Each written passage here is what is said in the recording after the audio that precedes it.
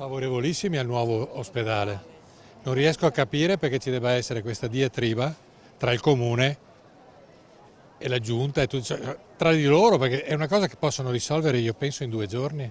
Altro che 2 giorni, l'attesa di Padova per il nuovo ospedale rasenta oramai il Guinness dei primati, eppure manca davvero poco. Dalla firma dell'accordo di programma a Venezia a dicembre, la regione è però ancora in attesa di vedere il passaggio di proprietà dei terreni da parte del comune di Padova, lungaggini e dibattiti distanti dal sentire dei cittadini.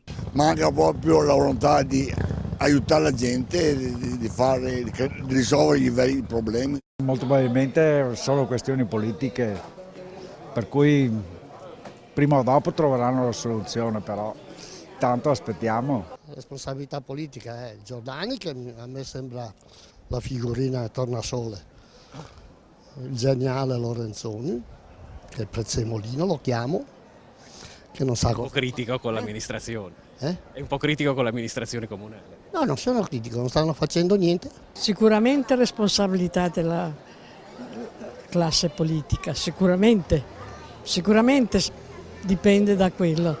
Non ci sono parole e l'Italia è così, e bisogna andare via. Il nuovo ospedale di Padova è un'opera di valenza regionale, come testimonia quella fila di macchine che quotidianamente si ferma sulla strada di fronte al vecchio per l'assenza di parcheggi, con a bordo parenti di pazienti provenienti da tutto il Veneto, costretti ad aspettare così i propri cari entrati per una visita. Neanche il Sant'Antonio si trova parcheggio, anche per noi che siamo di Padova, comunque bisogna muoversi spesso in macchina e neanche lì non si trova parcheggio. No, è una situazione brutta e non so cosa aspettino, sinceramente, perché ci vorranno 10 anni per costruirlo. È ora che la facciano diventare una città europea.